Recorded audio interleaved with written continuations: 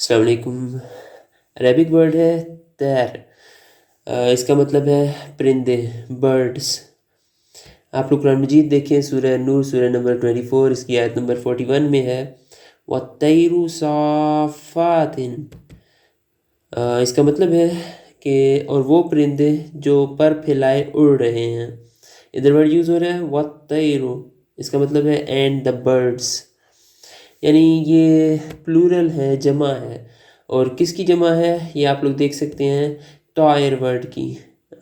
طائر کا مطلب ہے پرندہ، فضا میں اڑنے والا ہر جانور۔ ایک اور مطلب ہے وہ پرندہ وغیرہ جس سے اچھا یا برا شگون لیا جائے، یعنی شگون کے میننگ میں بھی یہ ورڈ یوز ہو جاتا ہے۔ اور پھر ایک اور میننگ ہے اس کا خیر یا شر کا حصہ۔ آپ لوگ قرآن مجید دیکھیں، سورہ الاسراء سورہ نمبر 17، اس کی آیت نمبر 13 میں ہے وَكُلَّ إِنسَانٍ أَلْزَمْنَاهُ طَائِرَهُ فِي عُنُقِهِ، ہر انسان کا شگون ہم نے اس کے اپنے گلے میں لٹکا رکھا ہے۔ اس کے اندر ورڈ یوز ہو رہا ہے طَائِرَهُ، اس کا مطلب ہے his fate، اس کی قسمت، یا آپ لوگ کہہ سکتے ہیں اس کے خیر یا شر کا حصہ۔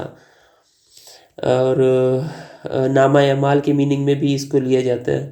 وہ اس طرح کے، کیونکہ جس طرح کوئی بھی کام ہوتا ہے وہ پر لگا کے وہ ہمارے ہاتھ سے نکل جاتا ہے، اس طرح یہ پر لگا کے نکل گیا ہے کام، تو طائر کے میننگ میں لے رہے ہیں نامہ اعمال کو بھی۔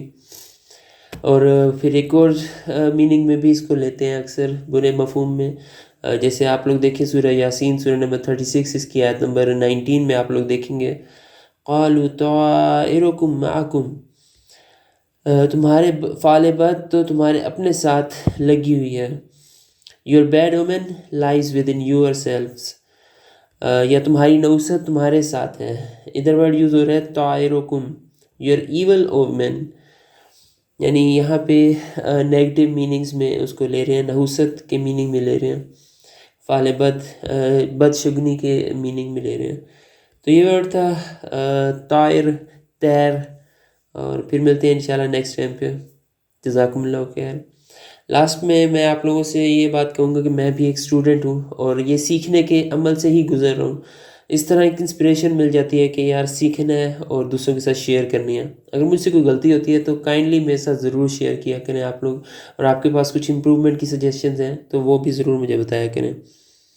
آپ لوگوں کے کمنٹس وغیرہ کا انتظار رہے گا انشاءاللہ، اور ساتھ چلتے رہیں گے تو سیکھتے رہیں گے انشاءاللہ، اللہ کا حکم ہوا تو انشاءاللہ۔ جزاکم اللہ خیر۔